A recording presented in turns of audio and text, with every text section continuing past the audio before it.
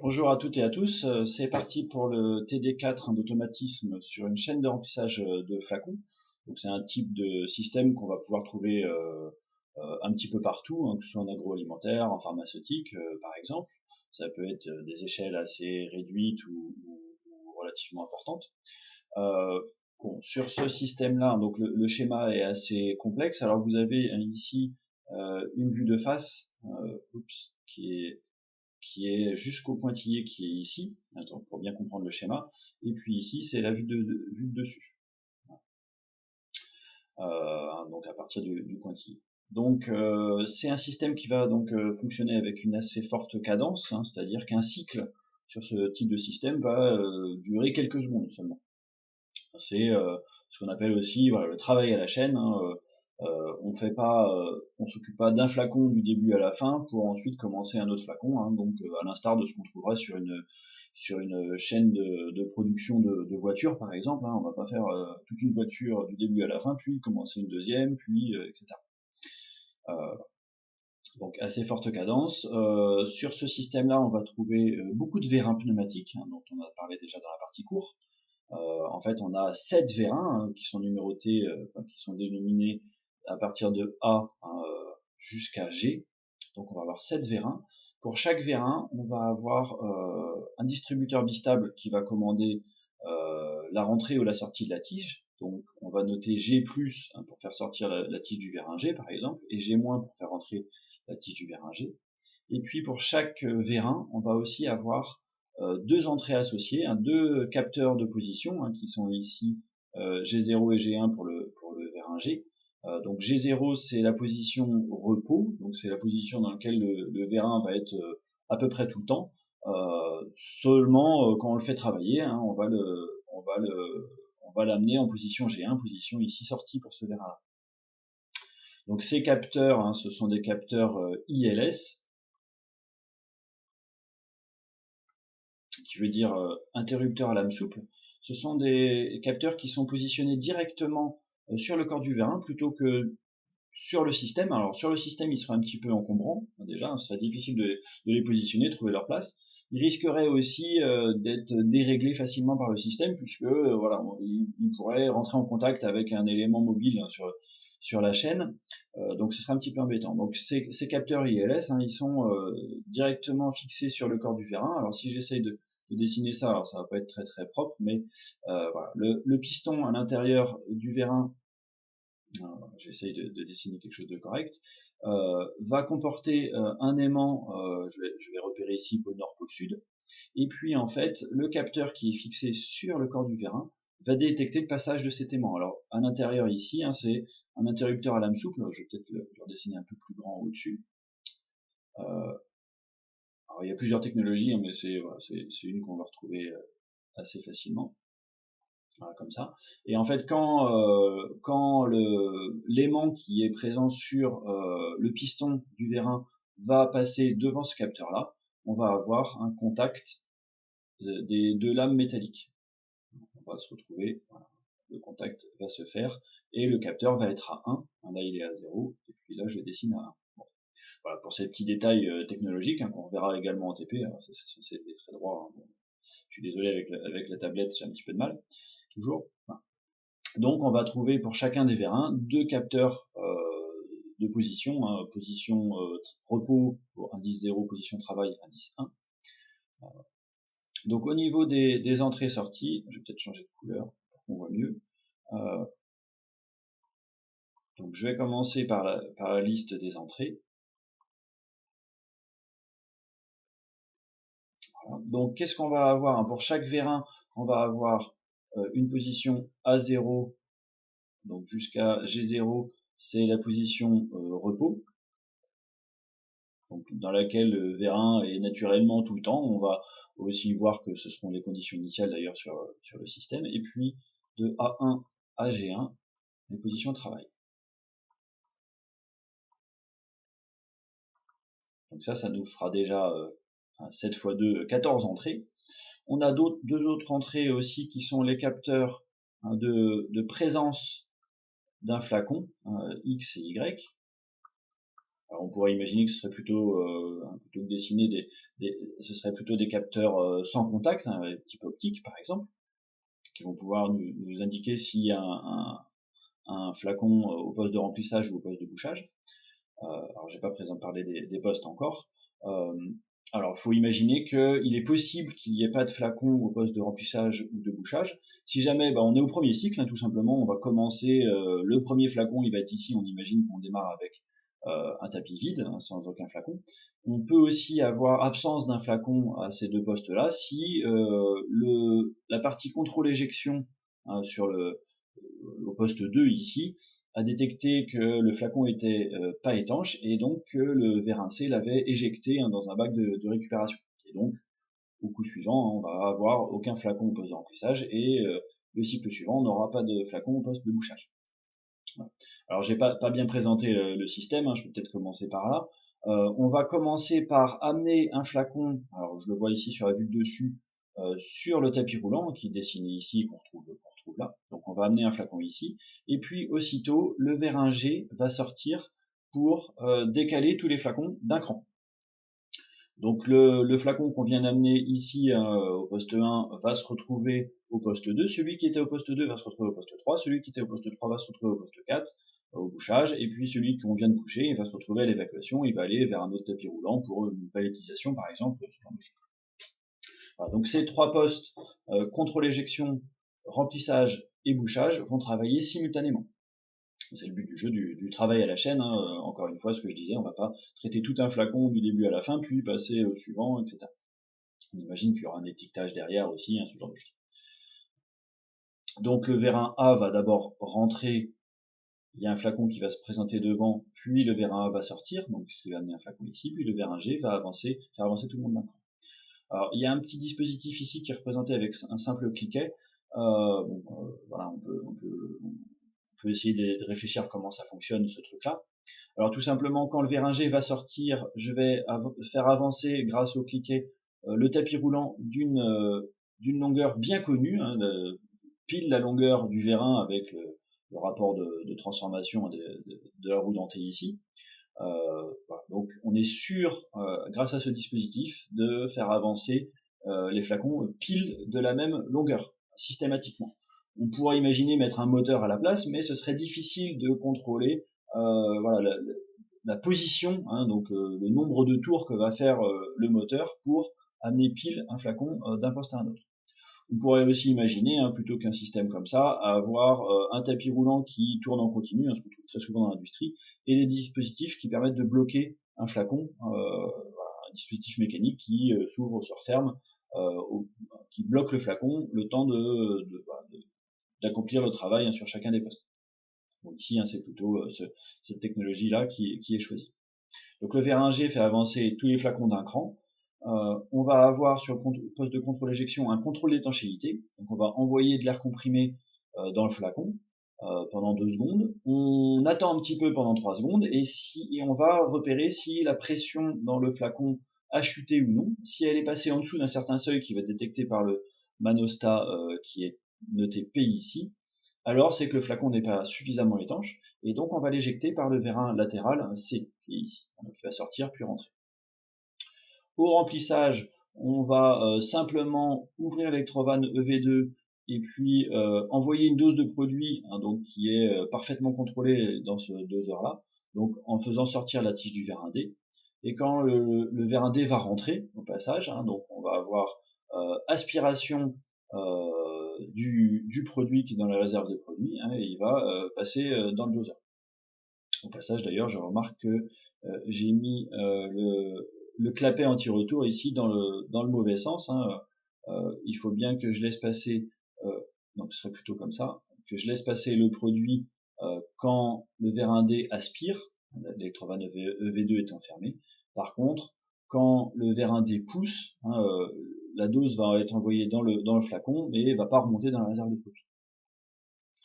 Sur le poste de bouchage, le vérin F va amener un bouchon, on suppose qu'il y a toujours présence de bouchon, donc ça c'est pas forcément, on pourrait le détecter avec un capteur, etc. Donc le vérin F va présenter un bouchon sous le vérin E, le vérin E va descendre pour prendre le bouchon. Alors on pourrait imaginer un dispositif en forme de pince, hein. Alors là c'est pas le cas, mais ce serait possible aussi, bien sûr. Là on va juste imaginer que le bouchon va être un petit peu emmanché en force avec la tête, hein, qui est ici, qui dessine ici. Le vérin E va ensuite remonter, le vérin F va rentrer, donc dans ce cas-là un nouveau bouchon va se présenter ici, et puis à ce moment-là, donc le bouchon, il faut imaginer qu'il est ici dans la pince, le vérin E va descendre tout en faisant tourner la pince ici, de manière à ce que le bouchon rentre dans le pas de vis, hein, qui est présent sur le flacon. Donc on va le boucher comme ça. Quand le vérin E va remonter ensuite, hein, le bouchon va pas rester coincé dans la pince, il va rester coincé sur le flacon. On imagine bien que il y a un dispositif, un mécanique qui empêche la remontée du flacon. Voilà, ça peut être des rails, hein, ici qui empêchent la remontée du flacon, hein, pour que le bouchon reste en place sur le flacon. Alors je poursuis, hein, sur les entrées et sorties. Donc j'avais les capteurs X et Y de présence d'un flacon pour savoir si le poste de remplissage ou bouchage fonctionne. On a vu au passage qu'on a un manostat P ici qui va nous dire si la pression est suffisante ou non dans le flacon. Si la pression n'est pas suffisante, c'est que le flacon n'est pas étanche. Alors c'est presque tout pour les entrées. On va aussi avoir bien entendu le bouton poussoir DCY, hein, qui est aussi une entrée, hein, donc tout ce qui est bouton poussoir commutateur, et puis auto et l'entrée cycle par cycle. Le choix de mode de fonctionnement, typiquement sur un système comme ça, on va se mettre en cycle par cycle pour démarrer, ou suite à une défaillance, suite à un arrêt d'urgence, etc. On va appuyer sur le bouton poussoir, hein, pour voilà, faire un coup, hein, traiter un flacon sur chaque poste, puis voilà, on le lance plusieurs fois comme ça. Si tout va bien, à ce moment-là, on se met en auto, on appuie sur départ cycle, et puis le système va fonctionner en autonomie. On pourrait imaginer un compteur aussi qui fait que quand il y a 50 flacons qui ont été remplis, par exemple, on arrête le mode auto. Ce serait tout à fait possible. Donc au niveau des entrées, je vais en avoir 14, 15, 16, 17, 18, 19, 20. 20 entrées. Et je vous rappelle, hein, pourquoi faire cette décomposition entre entrée et sortie. Les entrées, on va les trouver uniquement sur les transitions, et puis les sorties uniquement dans les rectangles d'action. C'est pour essayer de bien faire la distinction entre les deux. Alors au niveau des sorties, on va avoir 7 vérins avec chacun une commande de sortie et une commande de rentrée, donc plus pour la sortie de tige, moins pour la rentrée de tige. Donc, je vais noter ici sortie de tige. Alors je m'embête pas à faire un descriptif complet des entrées et des sorties, hein, ce serait possible, certaines formations le font. Hein.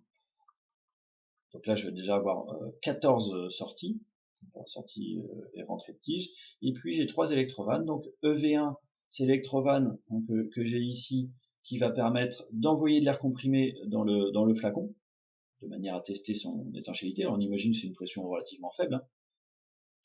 EV2 c'est l'électrovanne qui va ouvrir le passage sous le doseur, hein, pour injecter une dose de produit dans le flacon. Par contre, quand la tige du vérin D va remonter, hein, cette électrovanne va être refermée, et donc c'est là qu'on va aspirer du produit, hein, de la réserve de produit. Et puis la troisième électrovanne, EV3, concerne l'alimentation du moteur MB qui est ici, hein, donc c'est un moteur pneumatique, voilà, c'est un moteur relativement peu répandu. On pourrait imaginer mettre un moteur électrique, un moteur pas à pas par exemple, à la place. Ici, le principe c'est que tout est pneumatique, hein, au niveau des sorties, donc tant qu'à faire, pourquoi pas être intégralement en technologie pneumatique, hein, ça peut être plus simple pour la maintenance par exemple. Donc j'ai 14 sorties avec juste mes 7 vérins, sorties et rentrées, et j'ai aussi 3 autres sorties ici, donc ça va me faire 17 sorties. Je n'ai pas de voyants sur ce système, hein, méfiez-vous toujours, les voyants peuvent ne pas être représentés sur le schéma. Alors on va passer maintenant donc à la partie graph7. Donc on va envisager ce problème-là sous 2 versions. Donc la première version, hein, pour aujourd'hui concerne un seul grand graph7, hein, qui va faire tout l'ensemble du fonctionnement. Et puis on verra une deuxième version qui sera plutôt un graph7 pour chaque poste, un graph7 pour le transfert, un graph7 pour le contrôle éjection, un graph7 pour l'emplissage, un graph7 de bouchage, et puis Donc ça, c'est 4 graph sets de tâches, 4 graph sets esclaves, hein, donc, comme on en a parlé dans la partie cours. Et puis, on aura un graph set de conduite, hein, ou graph set de coordination qui va gérer justement le fonctionnement de l'un, de l'autre, etc. Donc ça, ce sera la version 2 qu'on verra. C'est sur ce graph set de coordination qu'on trouvera aussi le fonctionnement auto, arrêt, cycle par cycle. Donc je vais passer sur la partie graph set proprement dite. Voilà. Donc j'ai repris ici simplement des morceaux de schéma que j'essaie de mettre au fur et à mesure pour que ce soit plus simple pour suivre. Et bon, bien entendu, j'imagine que vous avez votre document sur vous aussi pour regarder un petit peu le schéma global. Donc on va commencer, bon, une fois n'est pas coutume, par l'étape 0, ici. Dans quel cas on veut démarrer? Quand on appuie sur DCY. Pour l'instant, je complète pas les conditions initiales, qui seront donc les conditions que doit remplir le système, dans quel état doit être le système pour pouvoir démarrer en toute sécurité le système. On verra aussi qu'il y aura du auto ou cycle par cycle qu'il va falloir ajouter ici pour pas démarrer si on est en position d'arrêt. On l'a déjà vu. Alors on va commencer par faire rentrer la tige du vérin A par A-, donc il va rentrer. Donc le premier convoyeur qui est dessiné ici, lui en fonctionnement permanent. Donc il y a un flacon qui va se présenter devant le vérin A, qui va se présenter ici. J'ai pas de capteur pour me dire que j'ai vraiment un flacon qui arrive au bout, on pourrait imaginer qu'il y en a un. Alors ici on va simplement considérer que le vérin A a un mouvement suffisamment lent pour que quand il rentre puis qu'il sorte, il y a forcément un flacon qui s'est présenté au bout.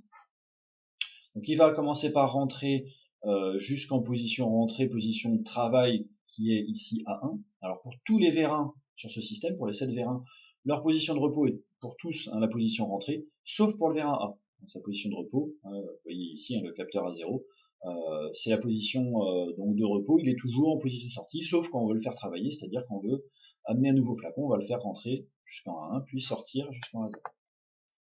Donc on fait A- jusqu'en position A1, puis aussitôt on le fait sortir jusqu'en position A0. Alors on pourra imaginer qu'entre les deux, on puisse avoir une petite attente pour être sûr qu'il y ait bien un flacon qui se présente au bout du tapis.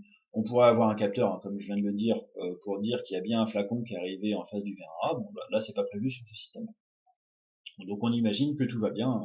On est en train de faire le graph set de production normale, donc on n'est pas en train de gérer les défaillances en cas d'arrêt d'urgence, en cas de d'absence de flacon, en cas d'absence de bouchon ou de produit pour le remplissage.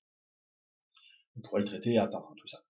Donc on fait rentrer puis sortir la tige du vérin A, puis aussitôt on va faire avancer la tige du vérin G, elle va sortir, et ce qui va amener le flacon qu'on vient d'amener au poste 1, il va être en poste 2, celui qui était au poste 2, le cycle précédent va se retrouver au remplissage, celui qui était au remplissage va se retrouver au bouchage, celui qui était au bouchage va aller plus loin vers étiquetage, palettisation, voilà. Notez évacuation, on n'a pas de travail à faire ici. Donc on va faire G+, jusqu'en position G1, voilà, donc tous les flacons avancent d'un cran, et puis il faut bien penser à faire rentrer la tige de ce vérin là. Je vais le faire tout de suite, un G-. Alors pendant que la tige rentre, je vous rappelle que le tapis roulant ne tourne pas, donc voilà, le tapis roulant, les flacons se déplacent pas du tout pendant le G-. On pourrait très bien imaginer que cette rentrée de tige se fasse pourquoi pas en temps masqué, donc c'est-à-dire en même temps que on travaille sur les autres postes. Donc on pourrait gagner un petit peu de temps sur le cycle en faisant rentrer le vérin G en même temps qu'on a commencé le travail sur les autres postes. Dès qu'on a G1, les flacons sont en place, on va pouvoir faire travailler les postes 2, 3, 4, contrôle éjection, remplissage et bouchage.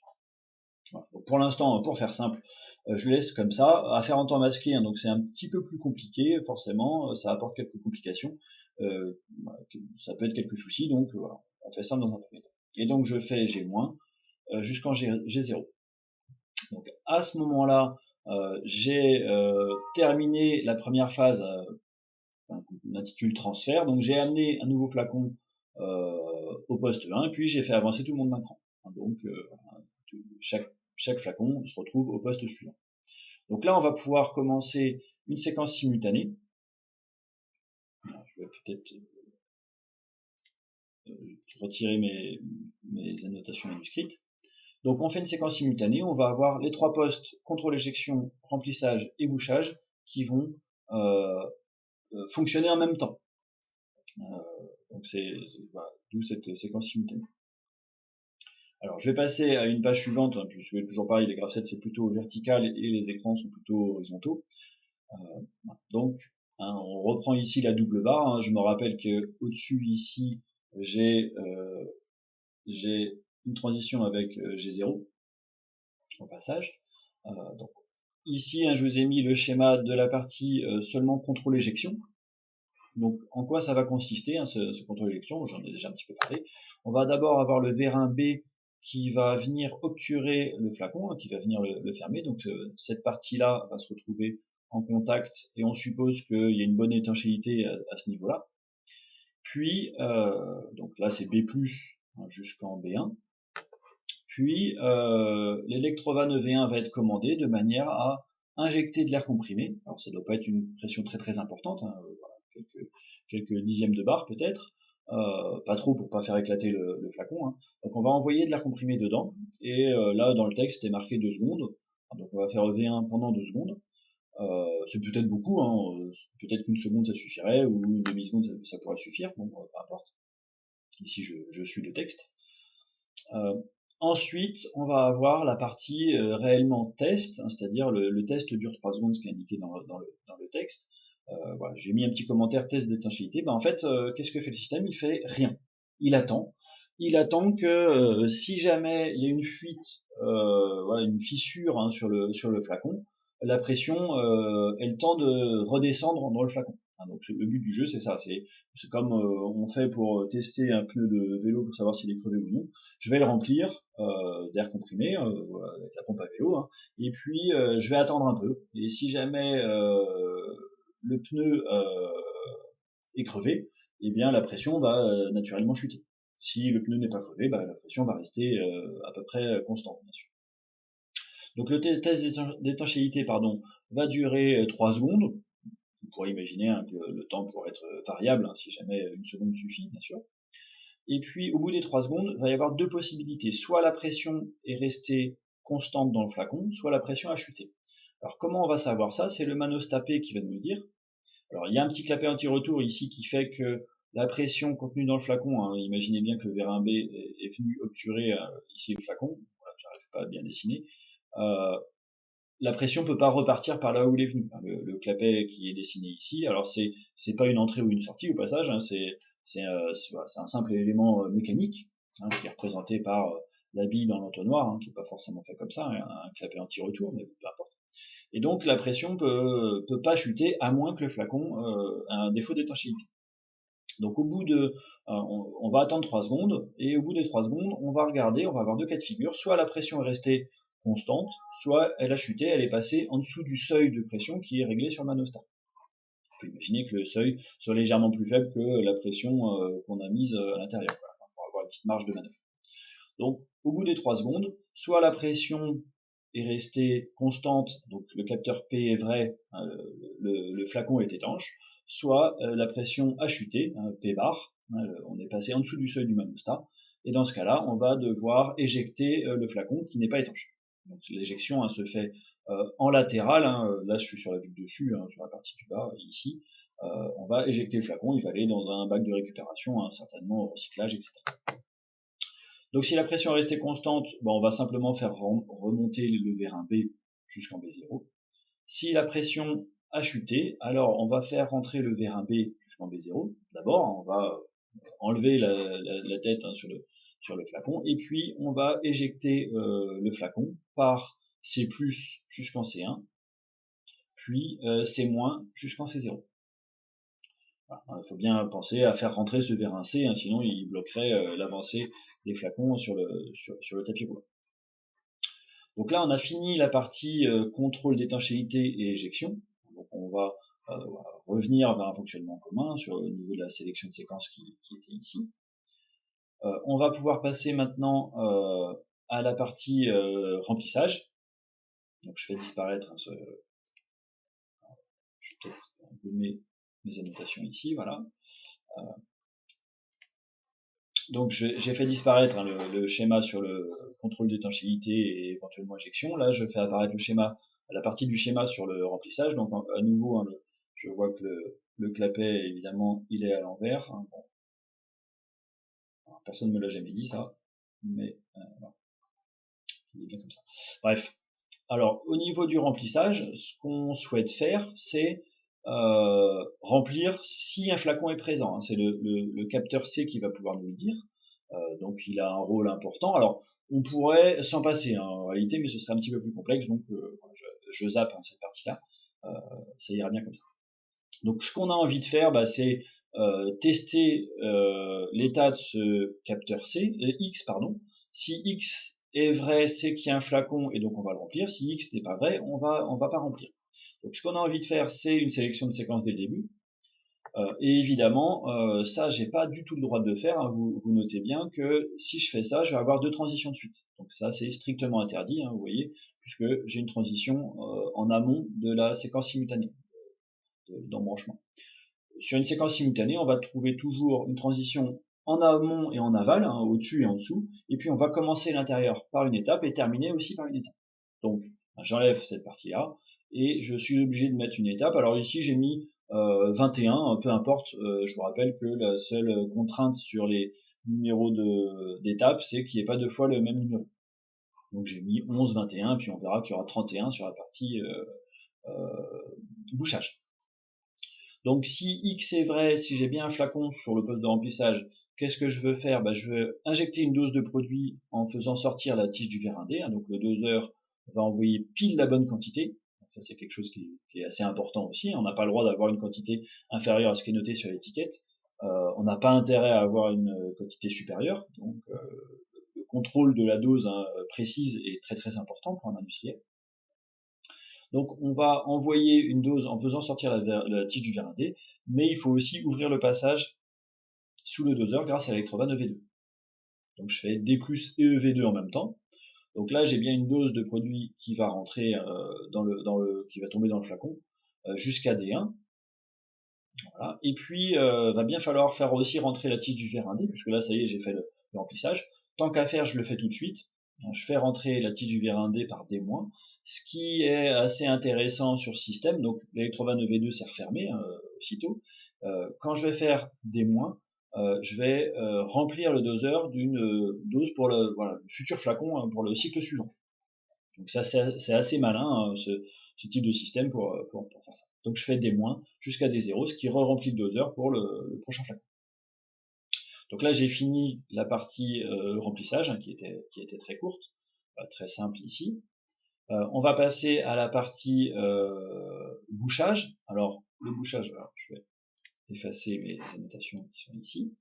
Donc la partie bouchage n'est pas bien compliquée, mais voilà, il va falloir il y a beaucoup plus d'étapes. Alors on va retrouver la même chose que pour le poste de remplissage, à savoir que on va tester l'état du capteur Y ici, voilà, qui est présent ici.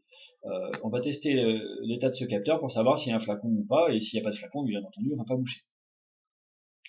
Donc même chose, hein, on est obligé d'avoir cette étape que j'ai notée ici, 31. Et puis, suivant l'état de Y, hein, si Y est vrai, on va boucher. Si Y n'est pas vrai, on va rien faire. Alors, j'en ai pas parlé effectivement sur la partie précédente. Souvent, les étudiants ne mettent pas cette partie-là. Donc, hein, ils font simplement si X est vrai, alors je remplis. Mais le problème, c'est que si X n'est pas vrai, bah, le système est bloqué bêtement en étape 21. Et donc le cycle ne pourra pas se terminer, et donc on ne pourra pas lancer un cycle suivant. Donc on est bien obligé d'avoir cette partie-là. Si jamais j'ai pas de flacon, je ne fais rien, mais je dois pouvoir terminer le cycle.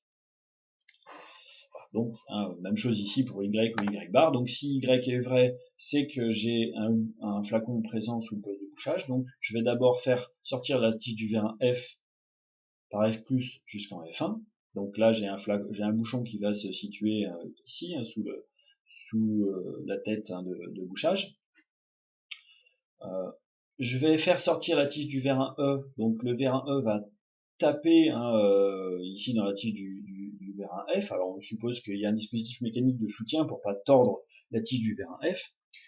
Et puis en faisant ça, bah, le bouchon hein, qui était présenté par le V1F va être un petit peu emmanché en force hein, dans la tête de bouchage ici. Hein. Il n'y a pas de pince, on pourrait imaginer une pince. Bon là c'est pas le cas, ce serait pas beaucoup plus compliqué. Donc on fait E+. Alors il y a un petit détail ici qui est important, c'est que je vais faire E+, non pas jusqu'en E1, attention à ça, hein. Je vais seulement faire sortir la tige de V1E pendant 1 seconde. Alors tout simplement, le V1E n'allant pas jusqu'au bout, voilà, je vais pas me retrouver en position E1. Il va être arrêté en milieu de course hein, par le V1F, hein, par cette partie-là. Donc c'est pour ça que je le fais apparaître en bleu. Attention, un petit détail important, ici on ne fait pas E+ jusqu'en E1. Ensuite on va faire rentrer le V1E, donc il s'est saisi du bouchon, il remonte avec le bouchon, donc E- jusqu'à 0. Je vais faire rentrer la tige du V1F, F- jusqu'à F0, donc ce qui libère le passage hein, sous la tête de bouchage. Puis je vais faire sortir la tige du V1E, tout en faisant tourner la tête de bouchage grâce au moteur pneumatique dont je vous parlais tout à l'heure. Donc par Electrova 9V3, donc j'envoie de l'air comprimé, hein. Le moteur va tourner tout en descendant, donc on suppose que la vitesse de sortie de la tige du V1E et la vitesse de rotation du moteur sont indexées de manière à ce que le bouchon rentre à peu près sur le pas de vis hein, qui est prévu sur le flacon. Quitte à forcer un petit peu, hein, si c'est en plastique, comme j'imagine, c'est pas trop un souci. Donc je fais E+ et V3 jusqu'en E1 cette fois-ci, hein, le V1E va bien jusqu'en bas et donc le bouchon sera bien vissé sur le pas de vis. Puis je vais faire E- jusqu'en E0, alors sans le faire tourner hein, ici, voilà, le flacon, le bouchon pardon qui était dans la tête de bouchage, hein, qui était emmanché en force, va se déclipser si vous voulez, il va rester sur le flacon. Donc je fais E- jusqu'à E0. Donc là j'ai fini cette partie de bouchage, on est bien revenu en position initiale, vérifiez bien toujours ça. Si j'ai Y bar, hein, donc si j'ai pas de flacon, bah je fais rien, mais même chose, hein, je vais poursuivre hein, ce trait pour pouvoir terminer le cycle, hein, comme ici sur la partie avec X bar sur la partie remplissage.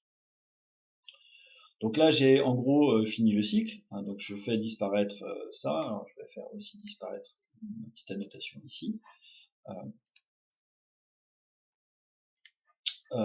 Donc on a fini les cycles, on a fini les 3 séquences simultanées. Alors pour reprendre un fonctionnement commun, je vous rappelle ce qui est très important, on va avoir besoin d'étapes supplémentaires. Hein, ces étapes 17, 24 et 38, ce sont les étapes de synchronisation, étapes d'attente, hein, je vais écrire ici excusez-moi pour l'écriture, de synchronisation. Donc très important hein, d'avoir ces étapes-là, bien sûr. Sinon, j'ai un problème hein, sur le. Excusez-moi, j'ai raté la flèche. Alors au passage, hein, je remarque que j'ai mis des numéros d'étape un peu bizarres. Alors ça a aucune importance, hein, mais bon, ça aurait peut-être été préférable d'avoir l'étape 17 ici, et l'étape 18 ici. Bon, peu importe. Hein. Voilà. L'essentiel, hein, d'après la norme de Graph7, c'est de ne pas avoir deux étapes avec le même numéro. On pourrait imaginer avoir les étapes dans n'importe quel ordre. On peut très bien, voilà, il manque l'étape 19 et 20 par exemple, ici c'est pas un problème, ou 25, 26, 27, aucun souci. Donc là, hein, on regarde bien la structure en séquence simultanée, j'ai bien une transition en amont, une transition en aval, je commence par des étapes 11, 21, 31, je termine par des étapes 17 ou 18, peu importe, hein, 24 et 38. Là, dès que le système a terminé, ce qu'on veut faire, bah, c'est reprendre éventuellement si on est en automatique, ou devoir appuyer sur le bouton push hors départ cycle si on est en cycle par cycle, ou rester à l'arrêt si on est en arrêt, bien sûr. Donc, ce qu'on va mettre, hein, c'est une transition, une réceptivité toujours vraie, ici. Donc ça, c'est le 1 souligné de la norme, ça veut dire toujours vrai. Oula, j'ai un petit souci de... ça lag un petit peu sur mon ordi. J'ai réussi à écrire à peu près, mais un petit peu difficile. Donc ça, c'est toujours vrai. Donc dès que je suis aux étapes 17, 24 et 38, cette transition est validée. Puisque la réceptivité est toujours vraie, alors elle va être franchie. Donc on va quitter les étapes 17, 24 et 38 et activer l'étape 39, instantanément. Et puis ici, on va avoir le choix entre le mode de fonctionnement auto, cycle par cycle ou arrêt. Donc si je suis pas en auto, donc ce qui regroupe les cas cycle par cycle ou arrêt, je vais retourner à l'étape 0. Et si je suis en auto, je vais retourner directement vers l'étape 1. On va reprendre aussitôt un cycle sans avoir une validation humaine pour refaire un nouveau cycle. Donc, on va avoir des traits qui vont remonter ici par la gauche ou par la droite. Donc, peu importe, donc on a une sélection de séquences en bas. Au passage, j'aurais très bien pu faire aussi, je vais essayer de dessiner peut-être d'une autre couleur, j'aurais très bien pu avoir mon regroupement de séquences simultanées, donc j'arrive vraiment pas à dessiner, et aussitôt avoir cette sélection de séquences auto ou auto-bar. Rien ne me l'interdit, j'aurais bien toujours alternance étape transition si je fais ça. Je trouve pas que ce soit mieux, encore une fois une étape ça coûte rien du tout, donc ça me semble plus simple d'avoir cette étape 39 qui permet de séparer le regroupement de séquences simultanées et puis cette sélection de séquences pour le auto-bar. Et rien n'interdit de faire ce que j'ai essayé de dessiner en bleu. Voilà, donc on a fini ces trois étapes, ces trois grandes étapes, ces trois séquences. Donc ce qu'on retrouvera sur la version 2 de ce TD, c'est un graph set pour chacun de ces postes. Donc on retrouvera en gros ce qui est à l'intérieur ici directement, c'est dans la fiche que je vous ai préparée version 2. Vous pourrez déjà compléter tout ça pour la version 2, on verra la prochaine fois. Je reprends le début du graph set ici. Donc on avait laissé de côté un petit peu, alors déjà je refais les traits, en cas de auto-bar je vais retourner à l'étape 0, en cas de auto je vais retourner directement à l'étape 1, j'aime bien mettre des petites flèches ici et là pour bien repérer que ce sont des liaisons montantes, et puis on avait laissé de côté les conditions initiales, alors ici on va démarrer que si on n'est pas en arrêt, donc si on est en auto ou en cycle par cycle, si on est en arrêt, même si j'appuie sur des par cycle, il ne faut pas que le système démarre. Et puis au niveau des conditions initiales, ça va être assez simple. C'est chaque vérin doit être dans sa position repos, et toutes les positions repos sont repérées avec un indice 0. Donc je vais avoir A0 et B0 et C0 et D0 et E0 et F0 et G0. Ils sont tous nécessaires. Alors hormis peut-être éventuellement le A0 qui n'est pas forcément nécessaire puisque le premier truc qu'on fait de toute façon c'est faire A- jusqu'en A1, donc si on n'est pas en A0, c'est peut-être pas très important. Voilà, donc je peux mettre un petit point d'interrogation. Est-ce que A0 est réellement nécessaire? Alors il faut garder en tête que les conditions initiales, il faut vraiment mettre que celles qui sont absolument nécessaires. Dès qu'il y a une condition initiale qui n'est pas remplie, le système ne peut pas démarrer. Et si c'est une condition qui n'a pas l'air vitale, c'est embêtant d'avoir une condition bloquante pour le fonctionnement du système alors que c'est pas quelque chose d'important. Donc voilà pour ce sujet-là qui est terminé. Alors voilà, ça ce sont les conditions initiales, pardon. Voilà. Alors, là ici, je reprends sur cette diapo, mais c'est un peu petit, peut-être l'ensemble du graph set complet. Vous l'avez vu par bout sur les diapos précédentes. Donc on verra la version 2 où justement on aura un graph set pour cette partie-là qui est, qui est la partie transfert, un graph set pour cette partie-là qui est contrôle éjection, un graph set pour le remplissage, un graph set pour le bouchage, et puis il y aura un graph set chef d'orchestre de tout ça, le graph set de conduite ou plutôt le graph set de coordination. Voilà, je vous remercie, je vous souhaite une excellente journée.